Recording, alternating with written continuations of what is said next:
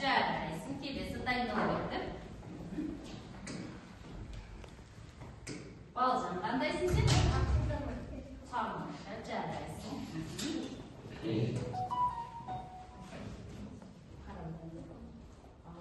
Мен алғашым. Алжырмыз. Жақсы. Қобалжымаймыз, балалар сендер қарап, мен де қобалжымай кетемін. Мен сымбаттым. Жоқ, Сыпаймын. сыпайысың, иә. Мен қайсарымын. Қайсарсың, иә? Қайсармын деп дұрыс айтады. Келесі тез неше оқушыға жылдам жүр айтады. Ал Медина, сіз қандайсыз? Мен сұлумын. Тамаша, сұлу біздің Медина.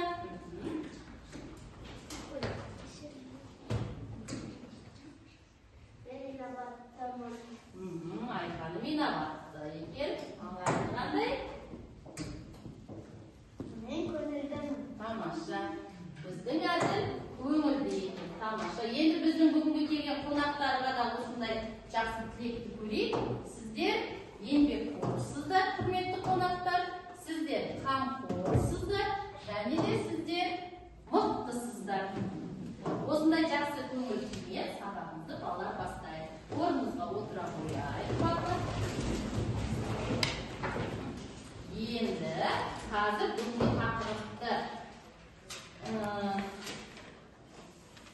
тақырыпты табу үшін мына суреттерге назар аударайықшы. Балалардың іс-әрекетіне назар аударайық.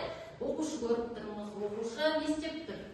Ойланып тұр, таба білмей тұр, таба алмай тұр, ойланып тұр, иә?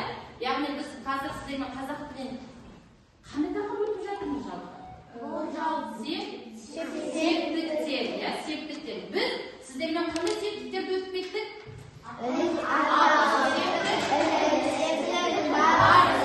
Жақсы, енді бүгінгі суретімізде мына баланың бойына қандай іс-әрекетті қарап тұрмыз? Ол не істеп тұр? Ойлана алмай тұр. Сосын не істей алмай тұр? Білмей тұр дейміз тағы да. Оқпайды тағы да. Түсінбей тұр. Сосын дұрыс таппай тұр. Енді осы бізде мен әрбір сөзіне акцент қойғым келіп тұр. Бала не істемей тұр? Не істей алмай тұр? Таба алмай тұр. Ендеше бүгінгі біздің өтетін тақырыбымыз қай септікке байланысты болады? Табыс септігі. Дұрыс айтасыздар. Себебі біз септіктерді өткен кезде табыс септігін қандай жетістікпен байланыстыруымыз керек деп едік? Табу септігін. Дұрыс, керемет. Дұрыс айтасыздар. Табу. Сонда біздің бүгінгі тақырыбымыз табыс септігі болады екен. Тамаша, жарайсыздар. Енді сіздердің алдарыңызда бағалауға ұлттық құндылық нарықшында ойымен бағалаймыз. Қазір енді мен сіздерге өткен тақырыпты қайталау үшін мынадай креативті матрица таратамын. Көріп үлгерген жоқсыздар деп ойлаймын. Қазір біз сіздермен үш түрлі түсті қарындаш дайындаймыз барлық. Сары, жасыл және көк. Жақында түсіреміз болды. Біз бұндай тапсырманы сабақта көп қолдандық, креативті матрица, иә? Жақсы, енді назар аударамыз. Бізде қандай септіктерге байланысты жазылған? Сары түсте қандай септік? Атау. Ілік септікте? Жасыл. Бар септігінде? Көк. Иә? Біз қазір осы ұяшықтарды не істейміз? Бояймыз. Осы матрицада, яғни атау септігіне байланысты бірінші нені табамыз біз? Бірінші атау септігінің сұрағын табуымыз керек, сосын соған байланысты мысал сөздік алып. Жақсы, атау септігіне байланысты сарыға, ілік септігіне байланысты ұндарды және шырақты, жасылға, бар септігін ал бастаймыз кесір. Қай септіктен бастайсыздар?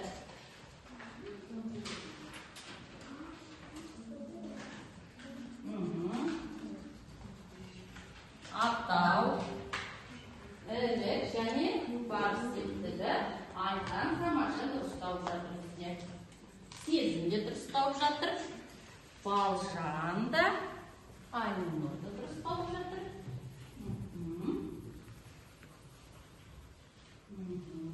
Меруерт те дұрысталып жатыр. Аружан жарайсың. Тамаша Аружан да тауып жатыр. Ата тектен дұрыс қойып жатыр. Жақсы.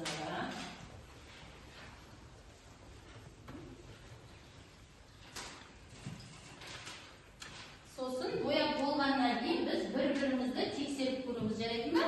Көршімізбен. Сұрақтары бар, қайталап алдық қой, видео қайталап келіңдер деген болатынбыз. Меруерт табыс септігінің сұрағын және мысалды тауып алды. Азима да атау септігін аяқтады, енді ілік септігіне көшіп жатыр.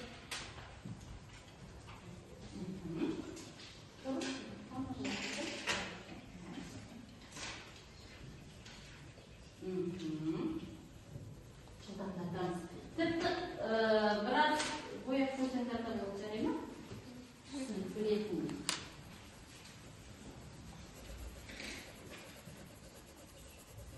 Медина сұрақтарды үш септікте сұрағын дұрыстап жарайсың.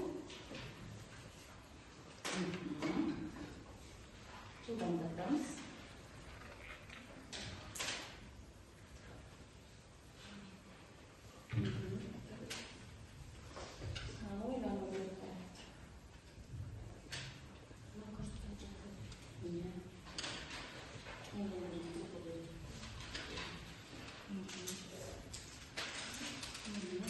Аяла енді үш мысалға көшіп жатыр. Үш септіктің мысалын тауып алмақшы, иә?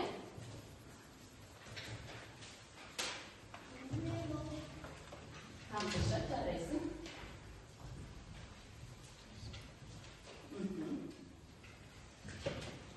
Қазір бірге тексеретін боламыз, иә? Әділ болды, Найман болды, қалай отырамыз қолымыз алдымызда.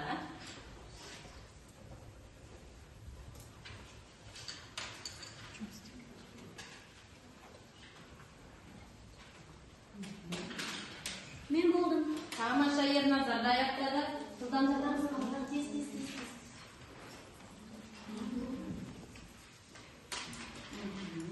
Тамаша Бибарыс аяқтады, Медина аяқтады. Егер де қасыңыздағы жұбыңыз аяқтаса, бір-бірлеріңіздің парақтарыңызды ауыстыра беруге болады, жарайды ма?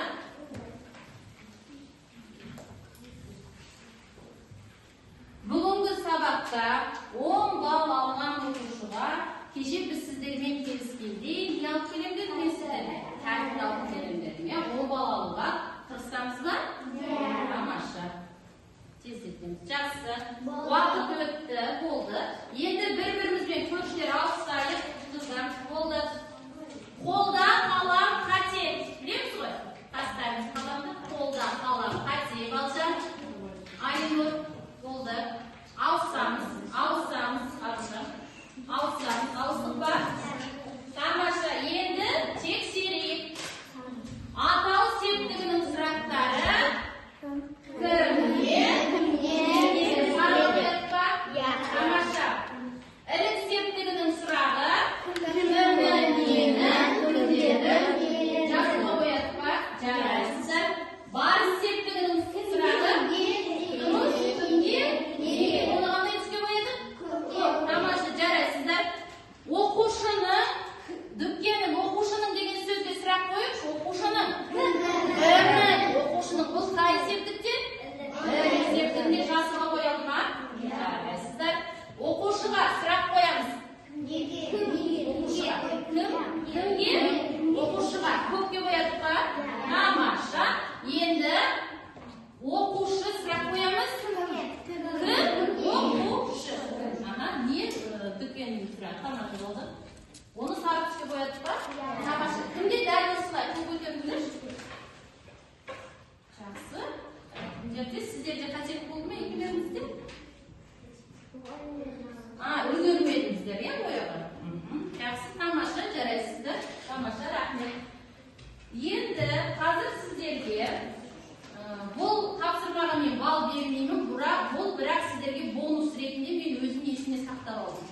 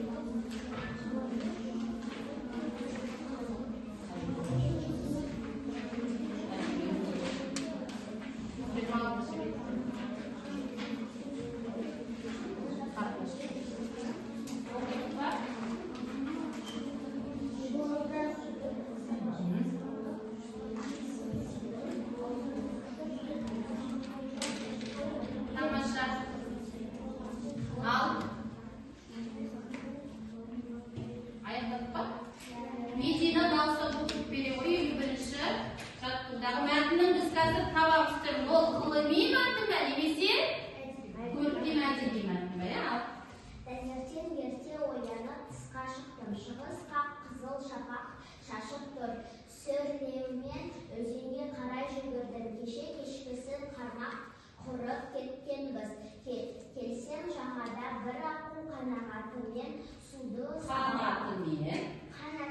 суды сабалап ұша алмай жүр. Қармақ аяғына ілініп қалыпты. Жалма-жан жейдемді шешіп тастап аққудың қасына малтып жеттім. Аққу суды сабалап сыңсыды. Аузын ашып айбат шекті.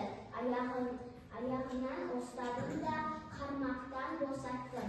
Бір санқ етті де арғы беттегі жасыл қорақтың ішінде қиқу салып мұны тосып жүрген серігіне барып қосылды.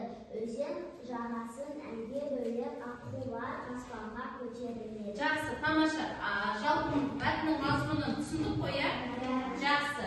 Өзіміз ой түйдік. Енді мен сіздерге мынадай келесі екінші мәтінді беремін, біз салыстырайық, иә? Аққу әсем де қасиетті құс. Аққу Қазақстанда және әлемнің көптеген жерлерінде кездесетін әдемі су құсы. Ол көбіне көлдерде, өзендерде және тынық сулы аймақтарда өмір сүреді. Аққудың түсі көбінесе аппақ болады, мойны ұзын әрі иілген, ал тұмсығы қызғылт немесе сары түсті келеді.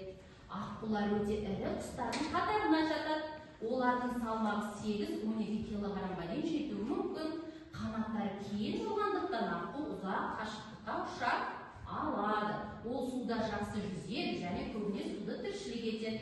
Аққулар өсімдіктермен, су шөптермен және ұсақ жәндіктермен қоректенеді. Олар ұяларды су жағасына немесе қамыстың арасына салады. Аққу балапандарды өте жақсы қорғайды. Сондықтан оны қамқор құс деп атайды. Қазақ халқында аққу тазалықтың, адалдықтың және сұлулықтың белгісі. Сондықтан аққуды атуға тыйым салынған. Аққуларды қорғау, табиғатты қорғау деген сөз. Енді осы екі мәтінді оқыдық. Оқулықта бір мәтін, мен сіздерге қосымша бір мәтін бердім. Енді осы екі мәтінді салыстырайық. Қай мәтін сіздердегі оқулықтағы мәтін? Қайтып сіздердегі көркем әдеби мәтін. Оны қайда білдіңіздер? Оқиға айтып тұрмай әңгімелеп оқиға жайлы айтып отыр. Аққудың басынан өткен оқиға жайлы айтып отыр. Ал және мен сіздерге оқып берген мәтін ғылыми. Неліктен бұл ғылыми екенін ажыратып айтып ал айтқаным? Аққуды сипаттап тұр, оның салмағын айтып тұр, ол қайда мекендейтінін айтып тұр, және ол немен? Тамаша. Енді жаңа мәтінді барлығымыз оқыдық па? Оқыдық. Оқыған балалар бір балл қояды. Әлім мен Айқаным бізден естеді. Мәтіннің түрін анықтағандықтан олар қосымша бір балл. Сонда Айқаным мен Әлімде 2 балл, сіздерде бір балл қоя қояды десіз.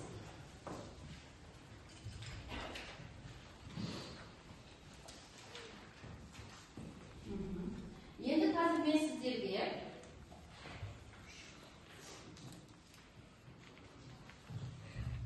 аққу жайлы қысқаша бір видео ұсынғым керек, назар аударыңыздар. Көрдіңіз ме?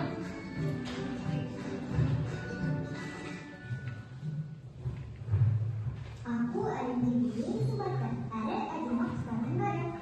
Халқымыз аққуды жақсылықтың, адалдықтың, сұлулықтың белгісі деп есептейді. Олар туралы аңыз әңгімелер де өте көп екенін жасырады. Аққу негізінен жыл құсы, сондықтан қыста жылы жаққа ұшып кетеді. Бір қызығы олар қыстың жылы немесе суық болып, алдын ала сезе алады. Кей жылдары Каспий теңізінде қыстап қалады. Әлемде аққудың 6 түрі бар. Ал Қазақстанда сұңқылдақ аққу, сыбырлақ аққу, ащы аққу деген 3 түрі кездеседі. Аққудың қауырсындары тығыз әрі іргеден маңызды болады. Ғалымдар олардың 25 мыңнан астам қауырсын болатынын анықтаған. Қанатын жайғанда ұзындығы 1,5-2 метрден асады. Ал салмағы 15 келіге дейін жетеді. Ал салмағы оларға көкке бірден ұшуға кедергі келтіреді. Су ішінде олар су сағалап ұзақ жүріп көкке көтеріледі. Көтеріле алмайды. Сағатына 7 км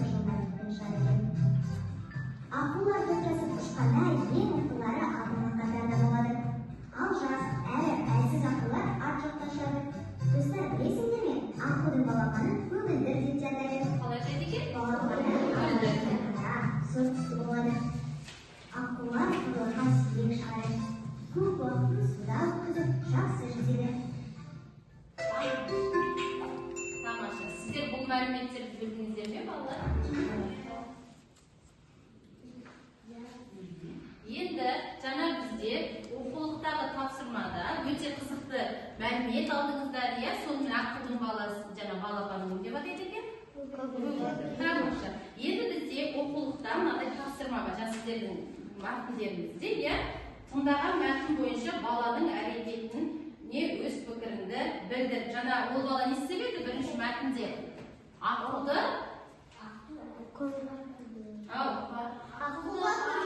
дұрыс айтасыңдар, көмектесті. Осы баланың іс-әрекеті дұрыс па, дұрыс емес пе? Бірінші мәтін дұрыс, иә? Себебі аққу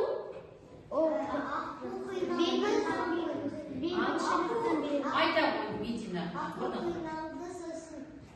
Сосын сол бала оған көмектесті. Яғни ол баланың бойында қандай қасиет бар екен балалар? Жанашырлық, және дұрыс айтасың. Батылдық ол аққудан не істемеді? Жалпы осы баладан үлгі алу, қандай ой түйігі болады осы мәтінде, жаңа бірінші оқыған көркем әдеби мәтінде. Әрқашанда табиғатқа қамқор болуымыз керек екен. Енді біз бағана айттық, біздің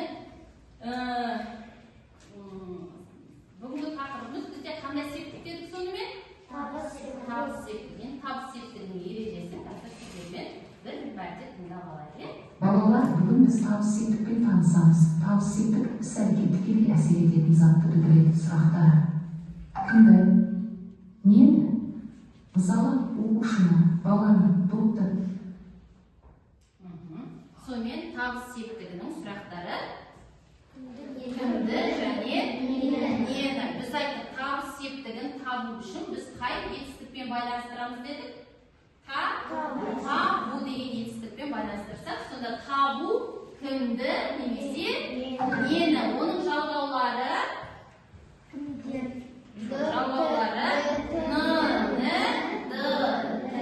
олар тамашы жарайсыздар, бізде ережеде 27-ші бетте бар екен. Жақсы.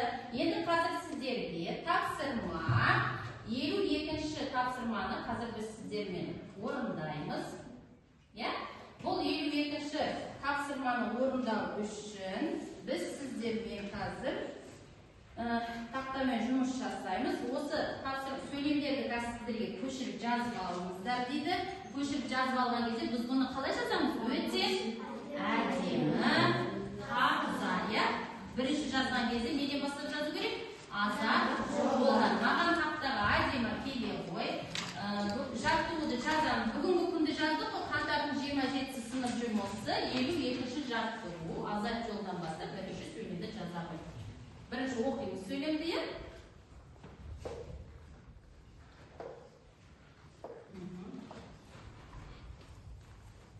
Екінші жаттығу.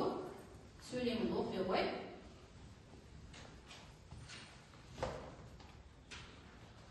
Халық аққуды киелі құс деп есептейді. Азат жолдан бастап әдемілеп жазамыз, е?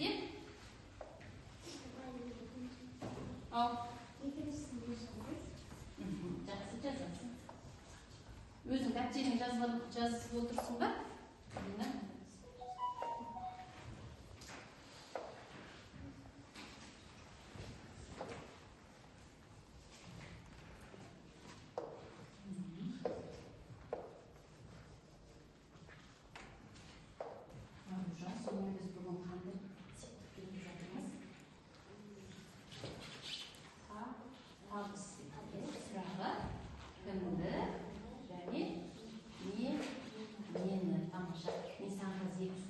Сен оны септеп айта аласың ба?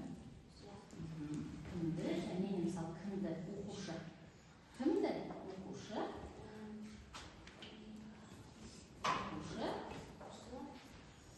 Кімді? Көрдіңізді? Кімді тапты оқушы?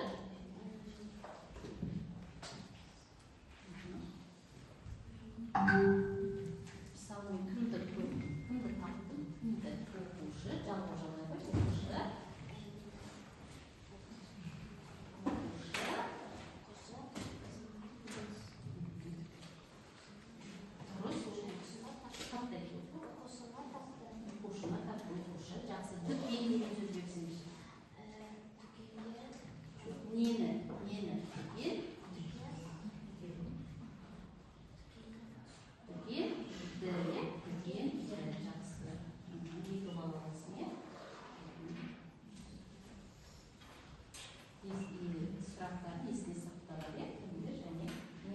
Тамаша, әдемі неге отырдың келе ғой. Енді осы сөйлемнің ішінде бізге тапсырмада не істейді? Табыс септігі бар. Сөзді тап деді. Сөйлем аққу, халық, аққуды, келі, құс деп есептейді. Табыс септігінің сұрағын қайталайды. Кімді, нені? Ал осы сұраққа жауап береміз заттесің бар ма? Аққуды сыза қоясың. Ол тұрлаусыз мүше, жарайды. Оны бір сызықпен сызбаймыз, елек сызықпен сызды. Енді маған түбірімен жалғауын көрсетіп бересің, тұрлаусыз мүше. Табыс септігі балалар тұрлаусыз мүше. Бізде атау септігі ғана тұрлаулы мүше, аққуды жал. Әдемі. Жақсы, келесі Медина келе ғой. Келесі сөйлемді жаза ғой. Кітабыңыз жоқ па? Жаттап алдың ба, жарайсың? Айтып отырмыз. Аққуды қармақтан босатты. Екі қ жазасыз. Жылдам. Аққуды қармақтан босаттым. Әдемілеп жазамыз. Әрқайсымыз әдемі жазғандығымыз үшін бір балдан аламыз. Тақтаға қарамай өзіміз табыс септігіндегі сөзді тауып, оны тұрлаусыз мүше қылып сызып, және жалғауын белгілеп қойыңыздар. Болдым.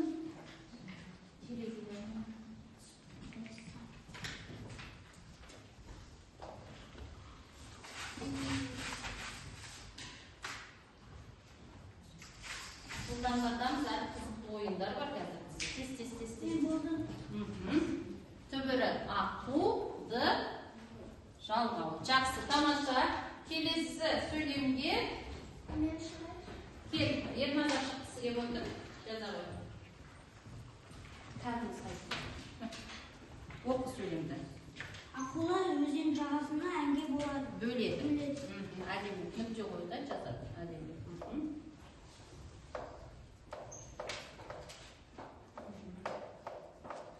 Тұрлаусыз мүше, есімізге сақтап атамыз ба?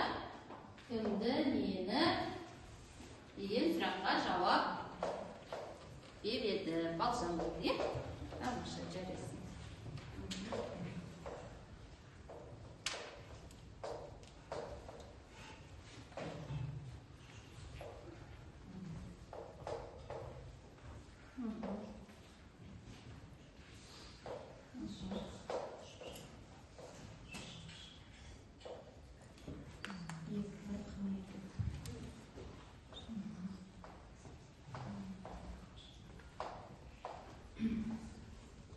Өзен жағасын, өңгелеу жоқ, кітаптан бақылым жүрген бар, өңгелеуге, әнге, өдерді. Сөйлем аяқталды.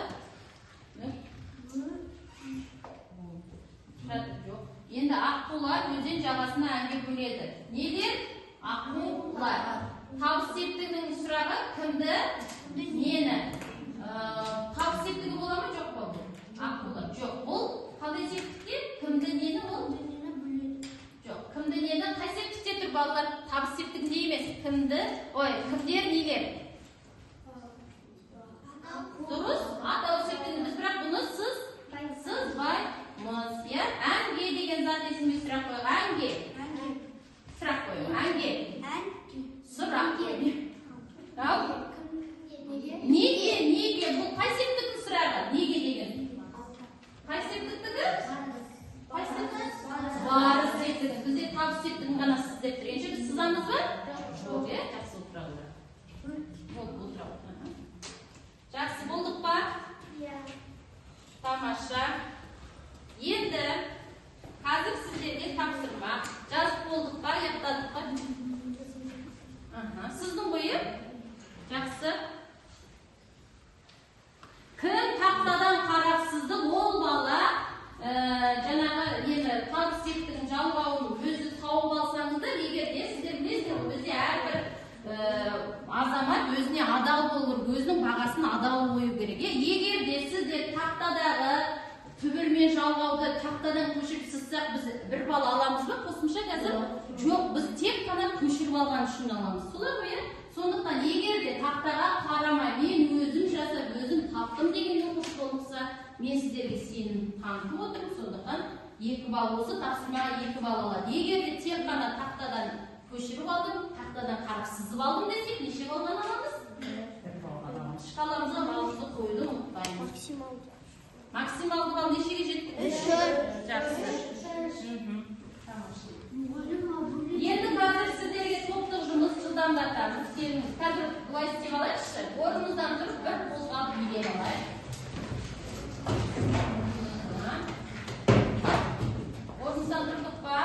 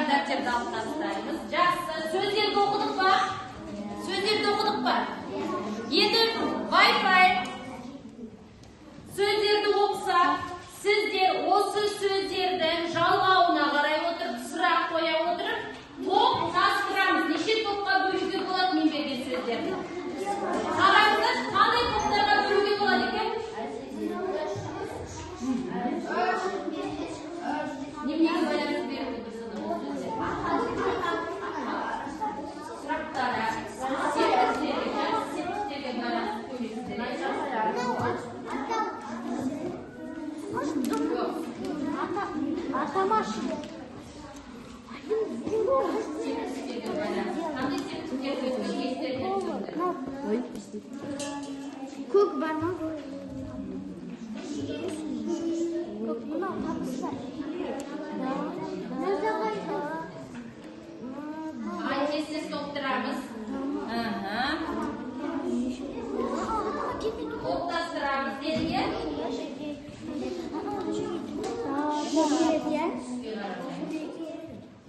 Сөздерді немесе қарап отырсыздар.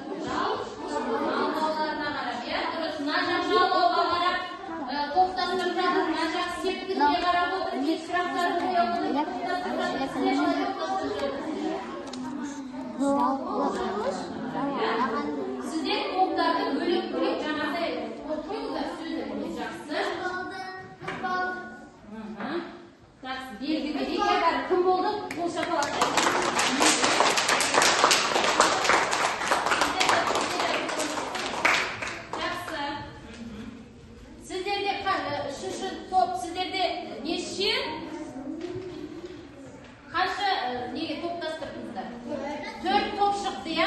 Al birinci topta оқи қойыңыз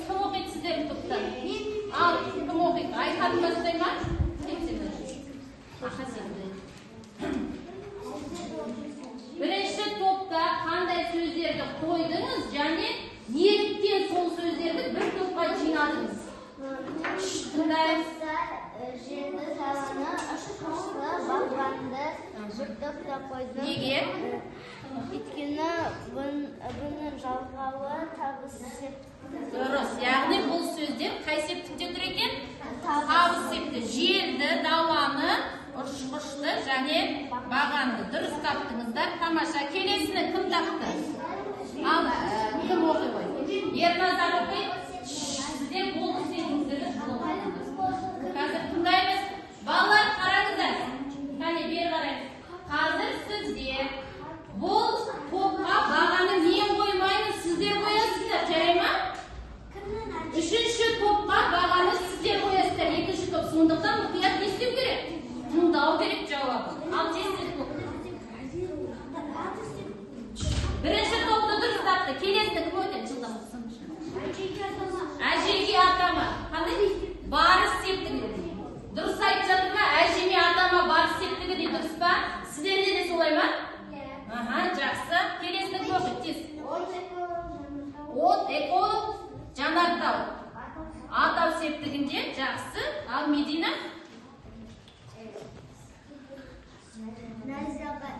Найзағайдың күннің. Ілік септік. Найзағайдың күннің. Жақсы. Енді екінші топ бері қараймыз. Сіздер бағаны 2 балдық шкаламен бағалайсыздар. Қараңыздар. Сөздерді топтастырды, олардың айырмашылығын атады. Айырмашылығын атады ма? Атады. Топтастырды ма дұрыс? Қанша бал қоясыздар оны? 2 шкала, неше бал қояды? 2 қой. Сонда 2 балды бұл топ алады. Жақсы, орындарыңызға отыра беріңіздер. Сіздер мұқият тыңдай отырып, бірінші топқа бағаны сіздер бересіздер. 2 балды бересіздер ме, бермейсіздер ме? Жарай ма? Жақсы. Сіздер дайынсыздар ма? Сіздің топ екінші топты тыңдайды. Дұрыс айтып отыр ма? Қате айтып отыр ма? Жарай ма? Сіздерден келе ме, келмей ме? Салыстырамыз. Кеттік. Ал топтастырған сөздеріңізді оқимыз. Жылдам. Даланы, бағбанды, ұшқышы, найзағайды. Жоқ, тұратыр. Осы үшеуі топтастырдың ғой. Енді даланы, бағбанды, ұшқышты. Я? Сұрағын қой. Аялы. 4 сөз бі сонда? Даланы, бағбанды, ұшқышты, желді. Неліктен осы сөздерді топтастырдыңдар? Сұрақтары? Сұрақтар бір сұрақ қойылды. Қандай сұрақ қойылды?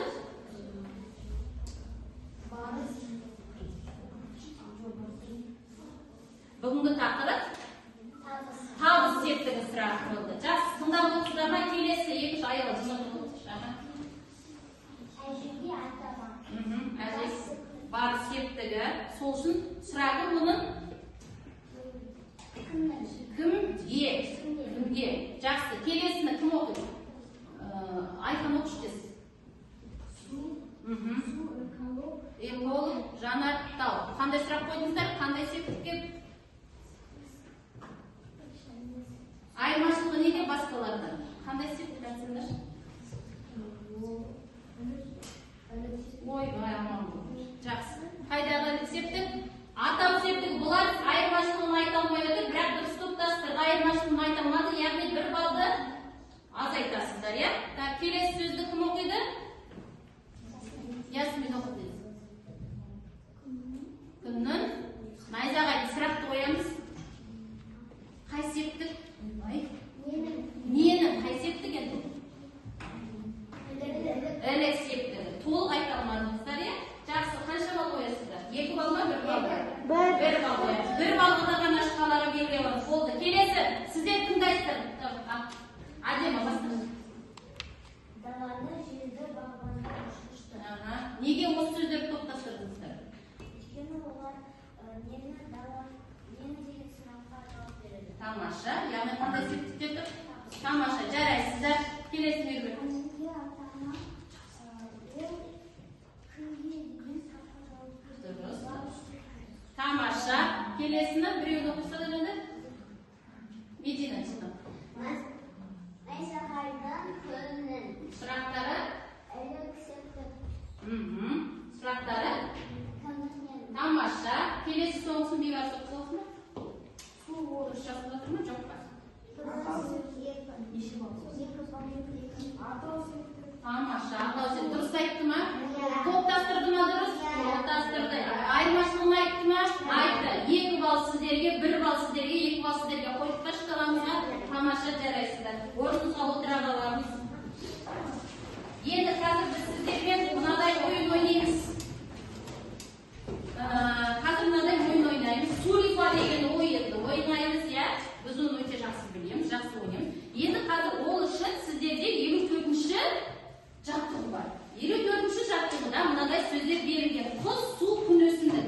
Осы 4 сөзге сіздерге табыс септігінің жалғау керек және сөйлем құрастыру керек. Біз қазір жұптық жұмыс жасаймыз. Қазір біз былай жасаймыз. Екі оқушы, мысалы мына жерге маған тақтаға шығады, айтқаны мен Медина келіңіздер, жүгір отыр. Қазір ойынның шарты былай, есімізге түсірейік. Екі оқушы, сіздер орныңызда отырып ойнай береміз. Екі оқушы сурефа ойнайды. Жеңген оқушы, тыңдап алыңдар. Жеңген оқушы табыс септігіне, жаңа құс деген сөзге табыс септігінің жалғауын жалғайсың, сен сол сөзге сөйлем құрайсың. Сосын оны не істейміз? Жазамыз. Бірден құраған сөйлемге тақтаға, ал сіздер қайда жазып отырасыздар? Бәрі түсінікті ма? Бастаймыз, ал кетіп бастаймыз. Сурефа кеттік. Сіздер орныңызда отырып ойнай берсеңіз, бірге екеуі ойнайсыз.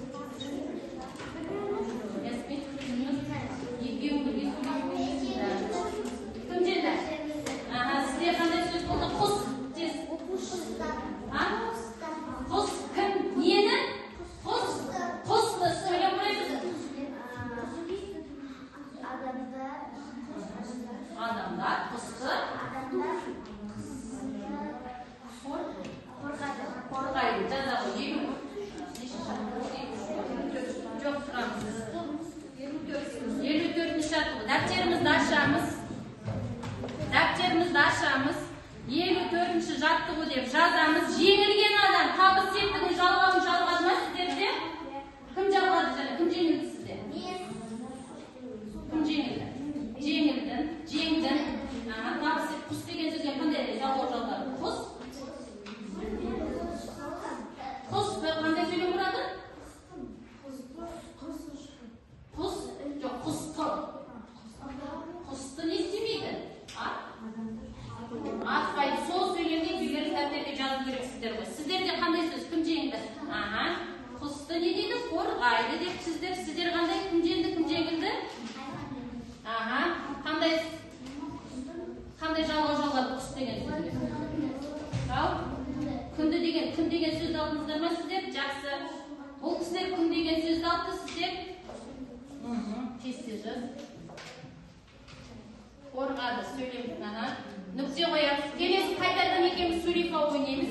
Кім жеңеді, кім жеңіледі? Сендер кім деген сөз?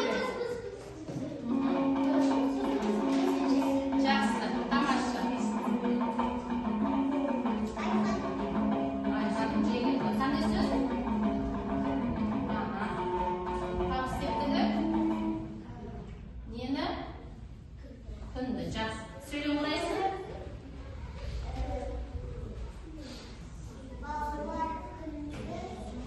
Не істеді? Жақсы. Енді қазір жарайды, дәптерге қазір аяқтап жазамыз. Енді бүгінгі сабағымызды қорытындылай кетсек, қазір мында тағы бір тапсырма бинго қалды. Бингоны енді қазір келесі сабаққа қалдырамыз. Егер де бүгінгі сабақта біз қандай жұмыс атқардық, не істедік? Қандай жаңа тақырып өттік? Табыс септігі. Сұрақтары? Нені тамаша. Енді егер де бәрі түсінікті болса, жасыл оқушыға келеміз. Сұрағым бар болса, сары оқушы. Түсінбедік десек, қызыл. Түстерді айта салыңыздар, мен қойын. Меруерт қандай түс? Меруерт жасыл. Кімше? Аружан. Тез. Бейбарыс. Жасыл. Сен жасыл ма? Так, жасыл. Адема бұл. Жасыл. Найма, жасыл.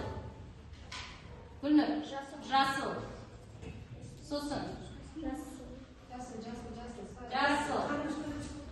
Қарындаштарым өтек салыңыздаршы бізге. Қандай сөз? Жасылды бәріміз қандай. Бүгінгі сабақ сіздерге түсінікті болды ма?